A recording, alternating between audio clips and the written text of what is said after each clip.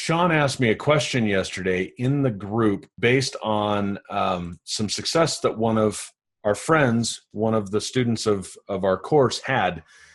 And his question is, so Landon, in light of Steph's success, congrats, in what she is doing, what's your take then on doing cold calls, emails, or any traffic getting that is not warm or organic? There's two main aspects of lead generation. There's inbound, attraction marketing, warm leads, right? And there's some of these that cross over, but then the other side is like cold calling. It's like cold outreach. The question is, what do I think about the cold outreach aspects of generating leads? The short answer is I'm totally all good with it. And I think it should absolutely be done. And depending on what kind of business you've got, it's an absolute necessity. Where some of the confusion comes in as to like, do I like it? Do I think we shouldn't do it? All of that is because there's absolutely a right and a wrong way to do cold outreach. It's all in the approach, right? If you're a business owner and you're going to cold outreach, it's all in the approach on how it's received by the people that you're taking your message to. That's one piece. The other piece is time and effort, right? On my end, you can absolutely go get a scraper tool for emails and you can scrape 100, 200, 2,000, 5,000 emails, and you can send them all a generic email and you just go through and change the names, or you can pay somebody to do that, right? And then when those people respond back, the idea of that first outreach is to sell them on having a conversation. If you do that and all of those people come back, let's say you send out 1,000 cold emails, and let's say your email's really good and it hits them really the right way. Cool. Maybe you get 50 to 100 responses back. Realistically, you're probably looking at between 20 and 30, just to give you an idea. If your email's really good. What I disagree with the cold outreach thing is the time and the effort it takes the human being to do it. And what I mean by that, Sean, is if you do a bunch of the work up front and are prepared and really pre-qualify the people that you're cold outreaching to, fucking all day long. That's how it should be done. If I'm going to cold outreach to businesses, I'm going to pick a city. I'm going to pick a specific industry. Let's call it the age-old ads agency smashed to death chiropractor. And I'm going to go with a bigger city. They've got higher income. And I'm going to go find the top 100 chiropractors in that city. And I'm going to vet them. I'm going to pre-qual them based on what I would expect to begin with. Most people don't go that route. Most people don't take that step. It's like, oh, lead gen, 2,000 emails, which I think that's crap. That's just kind of my take on it. There's some super high level versions of doing that. But to answer your question, no, I totally think it's needed. It's necessary. It's a requirement if you're a business owner or if you're in sales, selling a product or a service.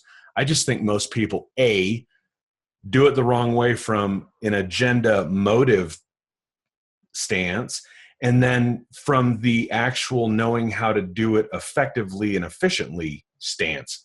Most people don't have any idea. I spent 15 years having to do that. I learned how to make it easy on myself and only go after the highest quality leads I could.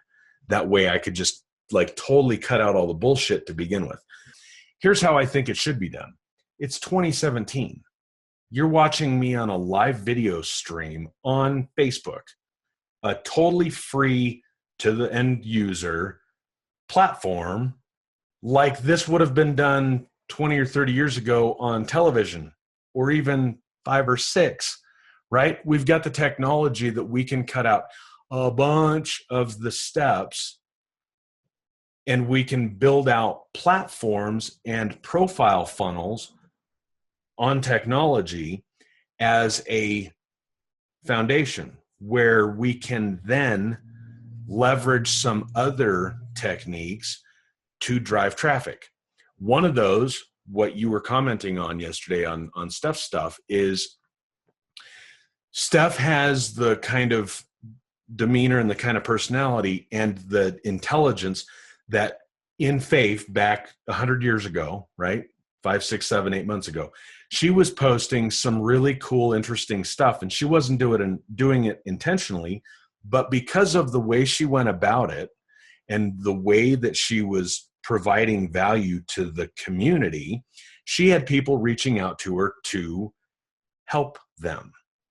And she positioned herself unintentionally in a manner that she was able to position herself as kind of an authority, right? So if that works, why not include that as part of your lead gen strategy? You built a list of the 100, right? Friends, family, people you know, business owners, et cetera, et cetera. You're going to reach out to them, not to sell them, but to leverage what they've got as far as their network, because everybody knows somebody you can do business with. You're communicating with people that you already know. That's your warm market, and you're expanding that warm market into their warm market for a referral or a introduction.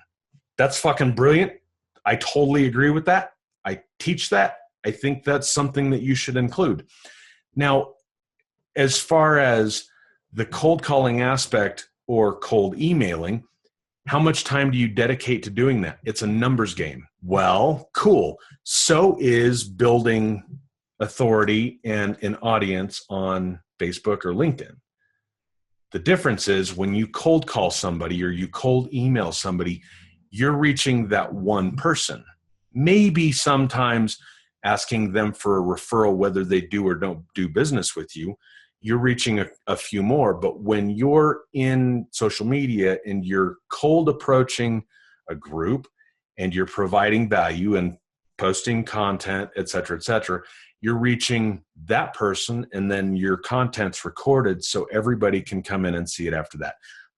I don't know why more people don't do this, right? It's a foundational thing. It's you plant it once, water it a little bit, and then you can walk away and plant another one and water it a little bit, and then those trees continue to grow.